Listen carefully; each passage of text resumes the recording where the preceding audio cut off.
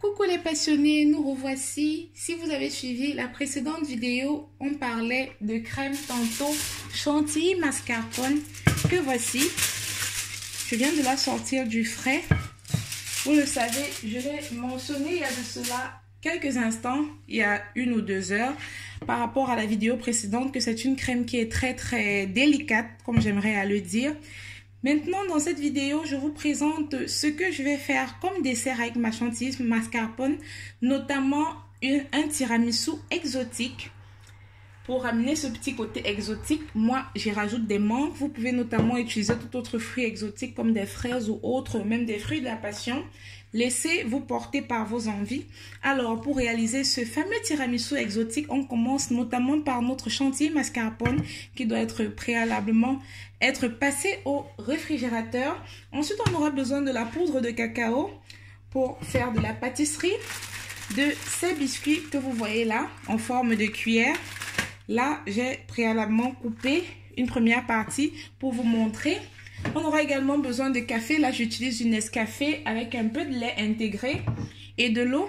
Et vous voyez, j'ai terminé par un saladier que j'ai récupéré qui va nous servir pour fabriquer notre petit café à l'aide desquels nous allons notamment tremper nos biscuits en forme de cuillère. Alors, je précise déjà par vous dire, je ne vais pas faire le fameux tiramisu traditionnel comme vous le connaîtrez déjà par le nom exotique. Ça vous met la puce à l'oreille.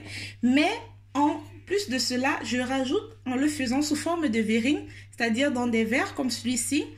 Je prends des embouts assez larges pour permettre d'intégrer plus tard assez facilement nos biscuits en cuillère et tout ce qui s'en suivra. Alors, je commence déjà par mettre de l'eau. Je vous demande tout simplement d'être très attentif à cette préparation. Ce n'est pas sorcier. Ça doit pas être de l'eau chaude comme notamment lorsque vous buvez votre café. Vous voyez un peu. On va mettre du café notamment. Ça c'est pour donner un petit côté parfumé, aromatisé. Vous voyez un peu. Et voilà. Je crois que je reçois déjà des messages de bonne année. Ok. On va le mélanger tout simplement comme voici. Voilà. Et là, je vais goûter. Voilà. C'est assez amer, comme vous vous en doutez. C'est du café, c'est normal. Pour la suite, là, je récupère mon petit verre avec une petite cuillère qui va nous servir là pour rajouter à chaque fois notre chantilly mascarpone. Je la mets sur le côté, mais par contre, il faut être assez rapide parce que comme je l'ai dit, la chantilly notamment, elle est un peu capricieuse. Donc là, vous voyez, je plonge tout simplement les biscuits au fur et à mesure. Donc, je décide de les couper, comment dire, assez fin. Et là, je vais tout simplement délicatement plonger notre premier biscuit qui a été imbibé de café. La première partie. Et là, je vais rajouter ensuite notre chantilly. On va lisser cela à l'aide de la maryse que vous voyez là. Et on va faire un deuxième étage ensuite.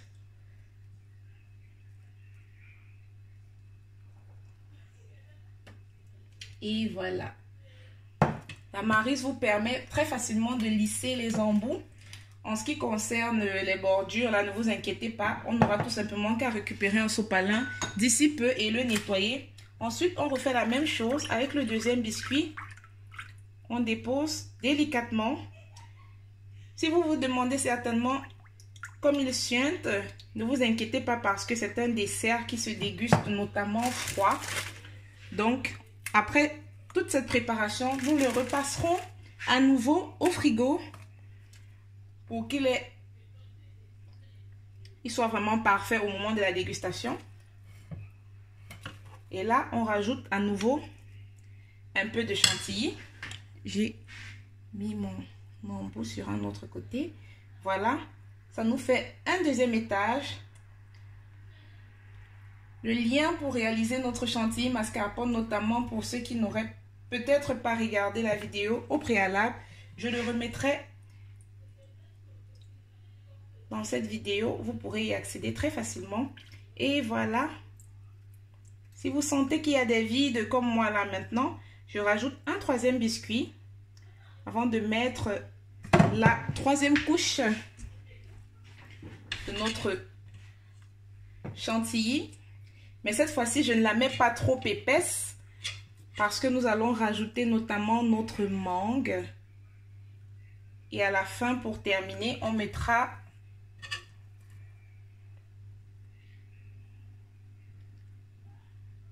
un peu de poudre de cacao.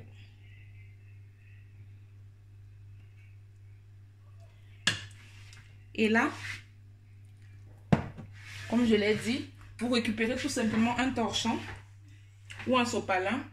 On nettoie les embouts. Vous voyez à peu près la consistance qu'elle a.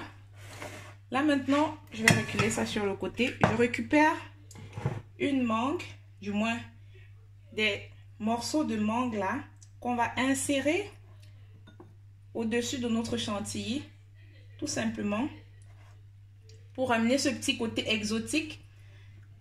Vous retrouverez plusieurs saveurs assez délicieuses et explosives si vous avez suivi la recette, notamment dès le début de la préparation de la chantilly que je vous ai montré il y a de cela quelques heures dans la vidéo précédente. Là, je me rince un peu les mains pour permettre tout simplement de saupoudrer le cacao sans avoir de soucis là. J'en rajoute un tout petit peu et voilà. Je vais tout simplement, avec ce petit tamis que vous voyez là, saupoudrer, saupoudrer, saupoudrer. Et vous voyez bien, on a terminé avec notre préparation. Il vous suffit tout simplement de la mettre au réfrigérateur. Notamment lorsqu'elles sont en verrine, elles ont cet avantage que vous n'avez besoin que d'1 heure de temps. Et ils sont prêts. Mais si jamais vous décidez par exemple de faire le tiramisu classique, c'est souvent dans ces petits bols là, des plats à lasagne. Pas vraiment des bols, c'est des plats à lasagne notamment. Il nécessite de passer au moins 1h30 à 2h au réfrigérateur pour bien prendre cette forme de dessert et être assez glacé.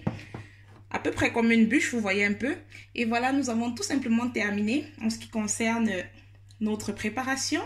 Voici notre tiramisu exotique. Et je vous dis déjà merci. Moi, quant à moi, pardon, je vais vous laisser. Je dois m'atteler à fabriquer rapidement d'autres verrines et être un peu plus explicite, un peu plus rapide, je veux dire, pardon, parce que j'ai des invités, notamment pour le nouvel an. Je vous souhaite déjà de très joyeuses fêtes, une très bonne Saint-Sylvestre, une très bonne année 2021. C'est notre première nouvelle ensemble. J'espère qu'il y en aura des milliers et des milliers. Mais alors, vous savez, je vais vous gâter comme d'habitude. Je vous dis merci à tous ceux qui ont déjà été des abonnés fidèles au cours de l'année précédente, qui m'ont soutenu et continuent de me soutenir. N'hésitez pas à liker, partager. Très très bonne année 2021 à vous. Qu'elle soit meilleure, pleine de santé, de bonheur, de succès et tout ce qui s'en va avec. Je vous laisse, on se retrouve en 2021 pour de nouvelles aventures sur Custo Passion. Ciao, ciao!